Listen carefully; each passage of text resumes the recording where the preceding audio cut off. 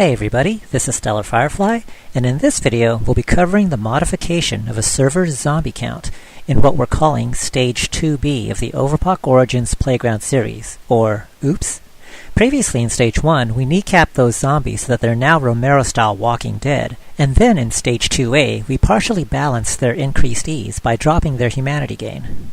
But those of you who've been playing with just those changes on your servers probably have noticed that you can pretty much ignore the zombies now, and in those rare instances where a few of them are blocking the front door to your building, you usually don't need anything more than a few bullets to clear them out. And chances are that they've been so easy that you've had plenty of time before that happens to gather up those high-end weapons already anyway.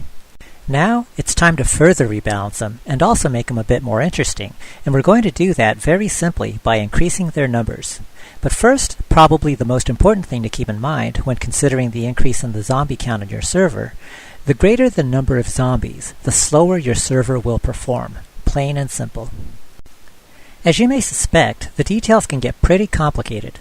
For example, performance is mitigated by the fact that much of the zombie logic is offloaded to the DayZ clients, i.e. the player's computers. But even that still results in some lag because the zombie behavior still needs to be relayed from that one client to all other clients in the same area. So if that particular player has very high latency or even a relatively old and slow computer, then the results can be pretty bad.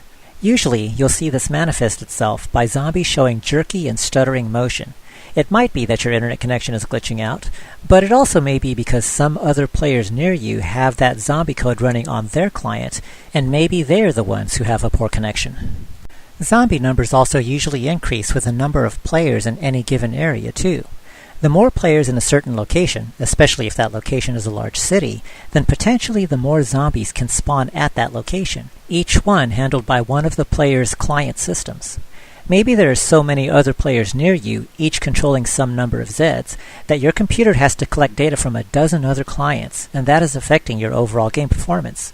So, even though much of the zombie logic is offloaded to help performance, the general rule still applies that more zombies equals slower response times overall. Also consider that ever since the original release of DayZ, people have wanted more and more zombies in their worlds. The numbers for the limits of zombies was chosen with this balance in mind. People want more of them, but at some point there will be simply too many, and the game would become terribly unplayable. So the numbers of zombies that we have now were chosen pretty intelligently to give us a reasonable number of Zeds without killing the gameplay experience. So does this mean that we'll have to deal with lag if we move forward with this zombie increase? Not necessarily. Remember that the original zombie limits were chosen back in 2009, and while they've been updated since to keep up with modern hardware, they are also tuned for an average host system. So if your current server is running on some good hardware, then you may have some extra leeway to add more Zeds and still have a good fluid game. The same applies to your players, though to a smaller degree. If you play on a private server with your friends, and they all have some pretty good hardware and internet connections, then they can handle whatever gets offloaded to them much more easily than some random puppy with poor latency. This is the main reason why many servers kick players with very bad pings. But performance is still something that we must always keep in mind. Don't just suddenly add 10 times the number of zombies to your server and expect things to run well. It's best to increase the numbers intelligently and in reasonable increments, and with your particular server in mind, and then see how well it performs. If your server is a super popular public server that very often sees 50 or 60 players at a time, then even if you're running on some really good hardware, you may not want to increase the Z count very much, or maybe even not at all.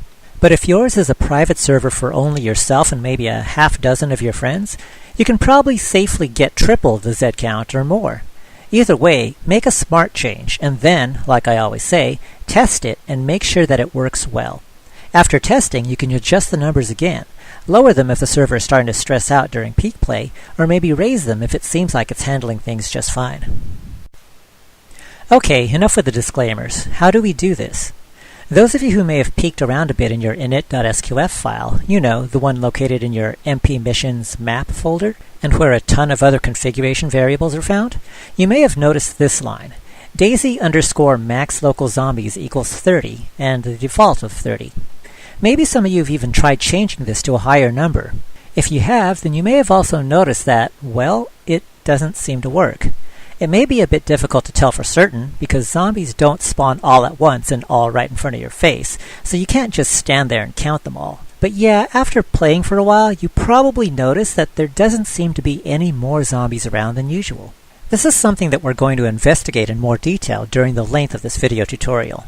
The simple fact is that increasing the zombie numbers on a server is a little bit more involved than other tasks.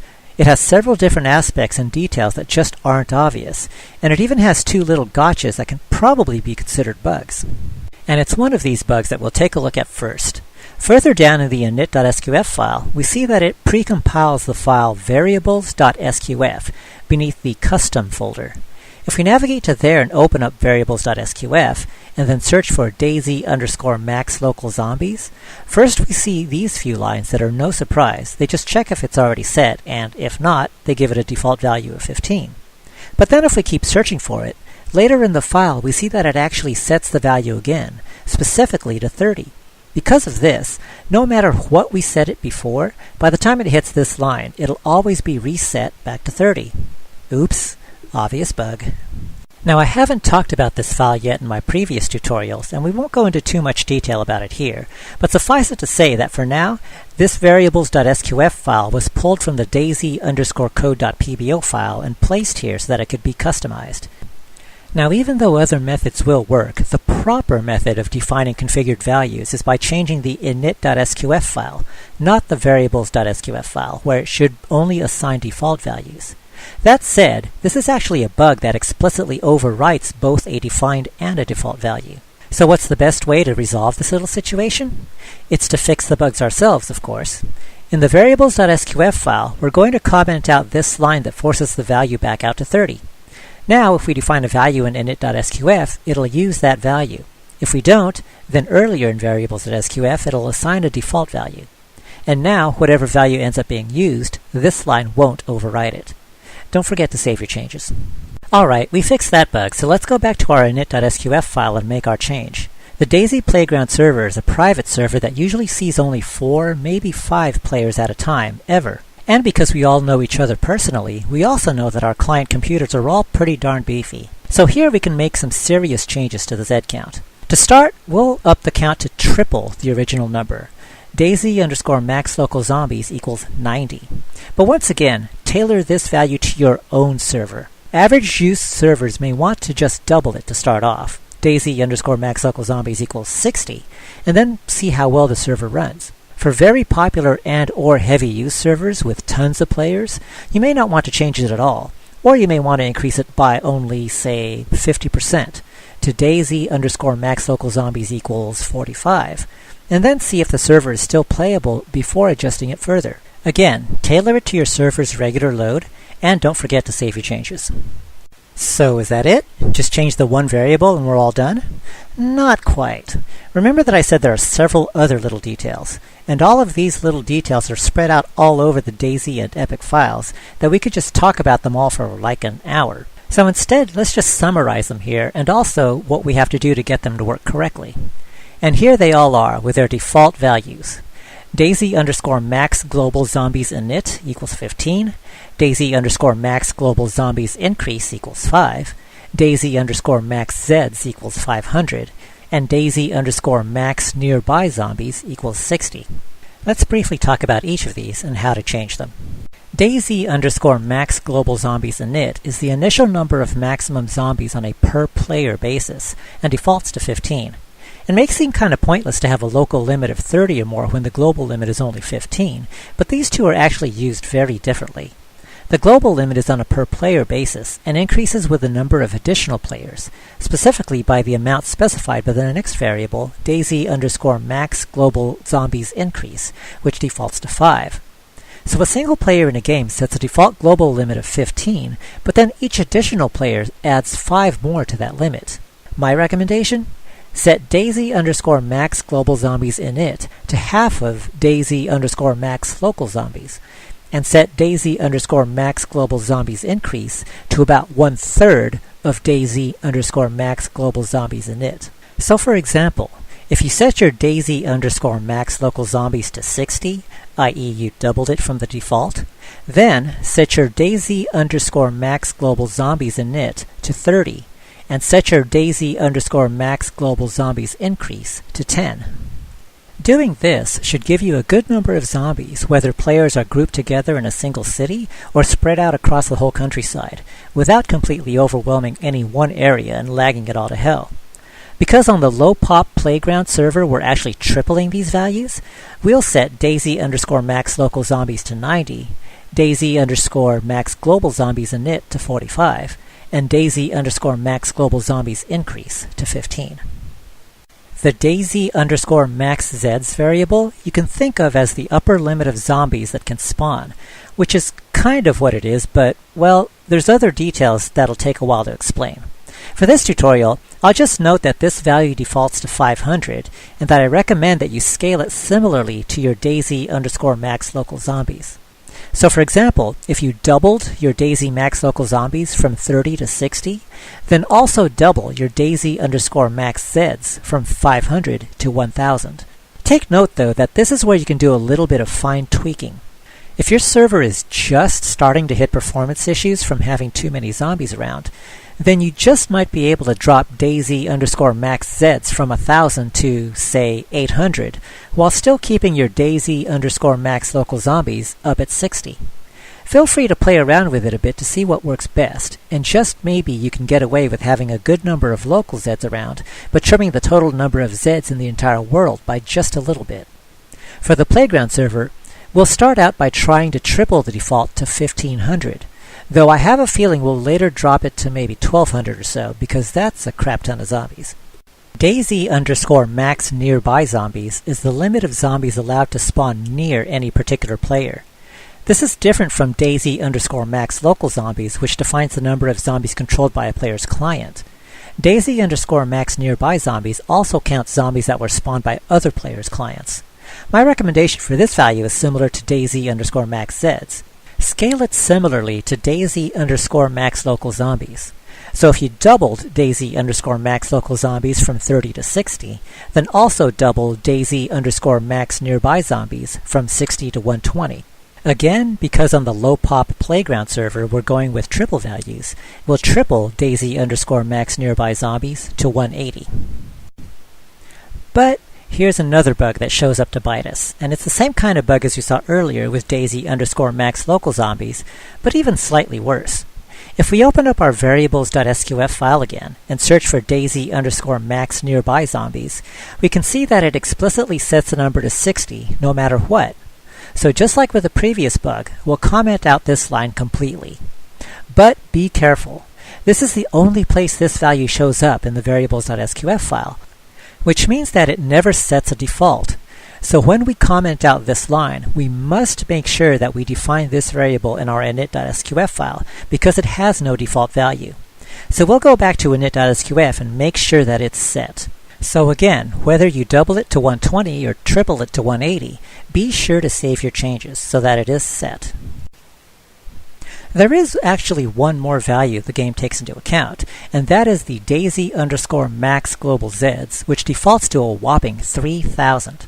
However, this value is counted through a different mechanism than the others, and it's a huge default value that's pretty much never a factor, because all the other limits are so much lower than it. Even on the very low-pop playground server, we already have set DayZ_max Zeds to 1500, which was triple the default, but it's still only half of the DayZ_max global Zeds default. So yeah, don't even worry about this variable, and I only mention it briefly here for completeness. Okay, now are we done? Well, we could be. With only these changes to the 5 values that we mentioned, we could see an increased number of Zeds. However, it may not be obvious or immediate, and this is due to the mechanism that DayZ uses to spawn zombies. To change things even more dramatically, we will now need to make some much more detailed modifications. Now, before we move forward, let's just talk briefly about the changes that we have made so far, and why you may or may not want to do the extra work to change things even further. What we've done so far is to increase the upper limits, which means that it is possible for lots more zombies to spawn, but it may take a while for them to appear. This will depend upon whether or not the player is in a town or a city, because far more zombies appear in large cities than in small towns or out in the wilderness, of course. But even in the largest cities like Cherno or Electro, it can take some time for Zeds to appear in large numbers. Likewise, it'll also depend upon the number of nearby players. If a half dozen players are all in a single city, then zombies will grow in number much more quickly in that city. Thus, on servers with large populations, you may wish to just stop here and you will see an increased Z count without doing a lot of the extra work that we'll be discussing next. This is especially true if you've only increased your Z count by a smallish amount anyway, like, 50% or so, because your large server may die if you had too much more. But with medium pop and especially with small population servers, the problem becomes increasingly obvious. You have better chances of having only 1 or 2 players in a given city, and so even though you may be able to support double or even triple Z counts, they may just take ages to appear, especially if the players don't stay inside the city for very long. So those are the types of servers that may wish to keep watching and perform the next, more complicated steps. It may be more work, but as your server size gets smaller and your Z counts get larger, then it'll be well worth it. Without going into a ton of boring detail, the game mechanics go something like this. The bulk of zombie spawns in DayZ are associated with buildings, where particular buildings have associated values for both chance to spawn zombies and maximum number of zombies to spawn per building. What we changed were essentially just the maximum numbers of zombies to spawn overall, so that we can get up to that many zombies in our world. But we didn't change at all any of the limit values. And more importantly, we didn't change any of the chances for zombies to spawn. So even if we said that 100 Zeds could spawn around us, if the game spawns just 3 and then rolls the dice and says that no more zombies have a chance to spawn, then we'll only ever get 3 zombies out of the maximum 100. The place to change the rest of the values that we need to is still in our map folder, but further down in the custom loot folder. The 2 files we are interested in are cfgbuildingloot.hpp and cfgbuildingpos.hpp. If we navigate over to them and open up, say, cfgbuildingloot.hpp, we can see that there's a lot of nested class and subclass definitions inside of it. If you have no idea what this means, then don't worry. We can just ignore that and notice 3 types of lines. Those that contain the variable zombie chance, like this one, those that contain the variable min roaming, like this one, and those that contain the variable max roaming, like this one.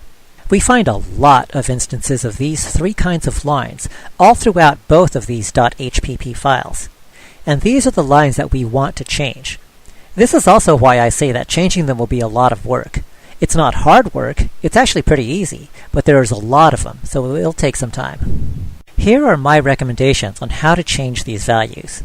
For all of the zombie chance values, double them, but only up to a maximum of 1. So for example, this zombie chance of 0.2, double that to 0.4. This zombie chance of 0.3, double that to 0.6. But if doubling it ever gives a value greater than 1, then just change it to 1, because that already means a 100% chance to spawn. For all of the min roaming values, also double them. That of course means that if min roaming started at 0, then just keep it at 0. But double it whenever it is anything above 0. And finally for max roaming, also double it, but only to a maximum of 12. Most of them will only double to 12 or less, but sometimes, here for example, doubling this 9 will give you 18, but drop it down to 12. This is just so that if we ever get a large number of zombie spawns, they don't all spawn from just a few buildings, but instead they spawn fairly spread out over an entire town or city. And note that I recommend doubling these regardless of any other changes that you made. For example, on the playground, we tripled all the other variables, but we're going to only double these. Even if you only increase the other variables by, say, 25% or 50%, go ahead and still go double with these. It avoids some really weird situations where, for example, all the zombies in an entire city spawn in a single massive conga line just from a couple of buildings. And that's it, finally. As I said, it's pretty easy. We just need to find all instances of these 3 variables, but there will be a lot of instances, and a lot of chances to accidentally make a typo, so be careful. When those changes are made and saved, start up your server and test them out.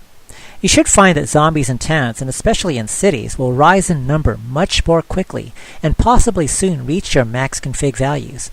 It may still take a little time if you are all alone, because remember that spawns and spawn limits go up with more people in the same area. But if you want a real test, then disable your Walking Dead add-on temporarily, walk around in a big city for a couple minutes, and then go out to the center of the area and fire off a high-powered rifle.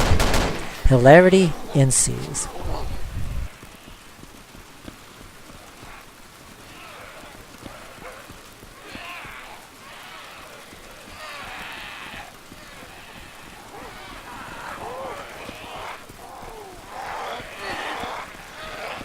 Thank you all for joining me, and I hope that this video tutorial was helpful to you.